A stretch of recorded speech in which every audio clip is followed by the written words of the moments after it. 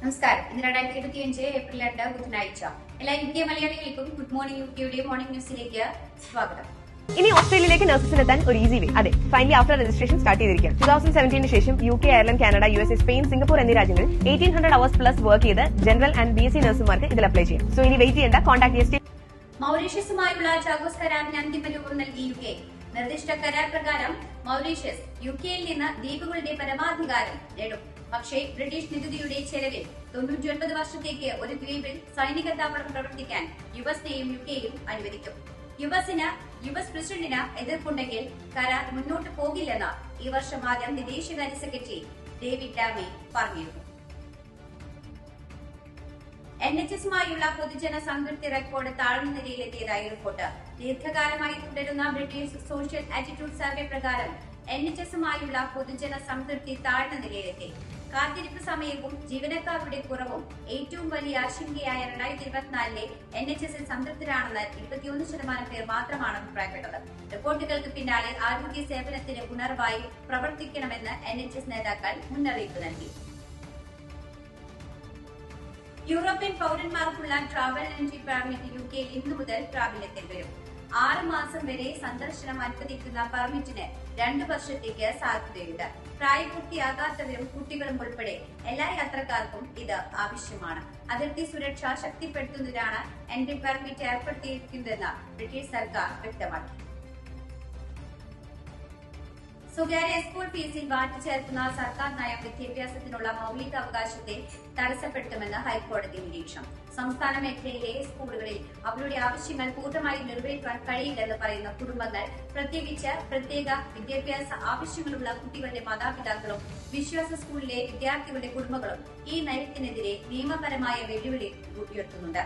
സംസ്ഥാന മേഖലയിലെ വിദ്യാഭ്യാസ നിലവാരം മെച്ചപ്പെടുത്തുവാനും അധിക ധനം സമാഹരിക്കുവാനുമാണ് ഈ നയത്തിലൂടെ ലക്ഷ്യമിടുന്നതെന്നാണ് സർക്കാരിന്റെ വാദം.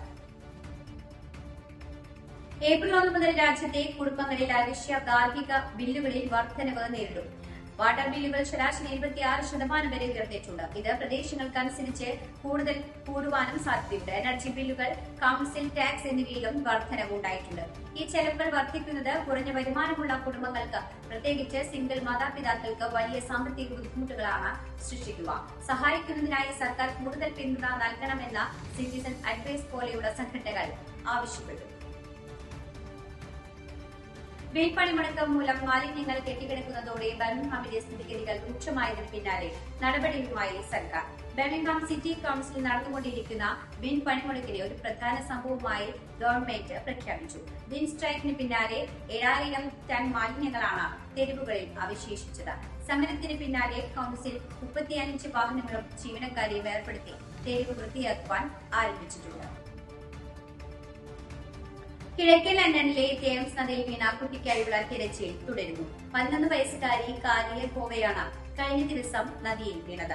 തിങ്കളാഴ്ച ഉച്ചയ്ക്ക് ലണ്ടൻ സിറ്റി എയർപോർട്ടിനടുത്തുള്ള ബാർഹൌസ് കോസോയ്ക്ക് സമീപം കുട്ടി നദിയിൽ വീണതായാണ് മെട്രോപൊളിറ്റൻ പോലീസ് അറിയിച്ചത്.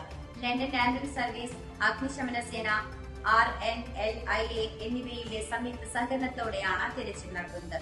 കളിച്ചുകൊണ്ടിരിക്കെ കാൽ തെറ്റി വഴുതി നദിയിലേക്ക് കുട്ടി വീഴുകയായിരുന്നുവെന്ന് ദൃക്സാക്ഷികൾ വ്യക്തമാക്കി.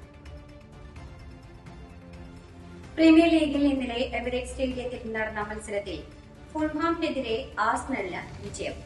1-നെതിരെ 2 ഗോളുകൾക്കാണ് ആഴ്സണലിന്റെ വിജയം. മൈക്കൽ മെറേനോ, വിസാക്ക എന്നിവരാണ് ആഴ്സണലിന് വേണ്ടി ഗോളുകൾ നേടിയത്. റോഡിഗ്രോ നുനേസ് ആണ് ഫുൾഹാമിന് വേണ്ടി ആശ്വാസ ഗോൾ നേടിയത്. വിജയത്തോടെ 61 പോയിന്റോടെ ആഴ്സണൽ പോയിന്റ് പട്ടികയിൽ ലീഡ് ഉയർത്തി. മറ്റു മത്സരങ്ങളിൽ മാഞ്ചസ്റ്റർ യുണൈറ്റഡിനെതിരില്ലാത്ത ഒരു ഗോളിന് നോട്ടിംഗ്ഹാം ഫോറസ്റ്റ് തോൽപ്പിച്ചു. ആന്റണി എലങ്കയുടെ ഗോളാണ് നോട്ടിംഗ്ഹാം ഫോറസ്റ്റിന് വിജയം സമ്മാനിച്ചത്. മോൾഡ് സ്റ്റേഡിയത്തിൽ നടന്ന മറ്റൊരു മത്സരത്തിൽ എതിരില്ലാത്ത ഒരു ഗോളിന് വോൾസ് വെസ്റ്റ് ഹാമിനെയും പരാജയപ്പെട്ടു. CPM 24ാം പാർട്ടി കോൺഗ്രസിന് മധുരയിൽ ഇന്ന് തുടക്കം. മുതിർന്ന നേതാവ് ബിമൻ ബസു പതാക ഉയർത്തും. Polit bureau coordinator Prakash Karat പ്രതിനിധി സമ്മേളനം ഉദ്ഘാടനം ചെയ്യും. CPI, CPIM, ML, RSP, forward block ദേശീയ ജനറൽ സെക്രട്ടറിമാർ സമ്മേളനത്തെ അഭിസംബോധന ചെയ്യും. വഖഫ് നിയമ ഭേദഗതി ബിൽ ഇന്ന് ലോക്സഭയിൽ അവതരിപ്പിക്കും. നാളെ ഉച്ചയ്ക്ക് 12 മണിക്കാണ് ബിൽ അവതരിപ്പിക്കുക. പിന്നാലെ 8 മണിക്കൂർ ചർച്ച നടക്കും. അതേസമയം കാര്യോപദേശക സമിതി യോഗം പ്രതിപക്ഷം ബഹിഷ്കരിച്ചു. എല്ലാ എംപിമാർക്കും വിപ്പ് നൽകുമെന്ന് ഭരണപക്ഷം അറിയിച്ചു. വിവാദങ്ങൾക്കിടെ എമ്പുരാന്റെ റീ പതിപ്പ് തിയേറ്ററിലെത്തി. വ്യാപകമായ പ്രതിഷേധത്തെ തുടർന്ന് നിർമ്മാതാക്കൾ ആവശ്യപ്പെട്ടതനുസരിച്ച് 24 സീനുകളാണ് എമ്പുരാനിൽ വെട്ടിയത്.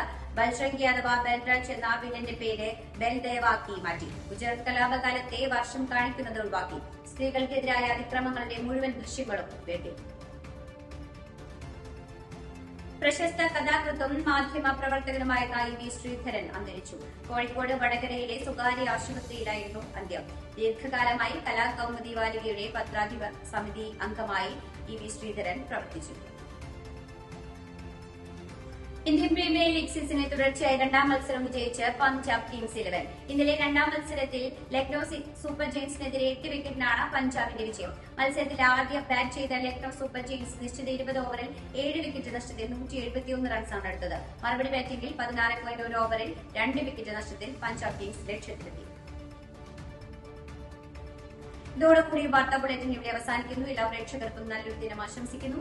ഇനി കൂടുതൽ വാർത്തകളുമായി നാളെ കണ്ടുമുട്ടാം. എല്ലാവർക്കും നന്ദി, നമസ്കാരം.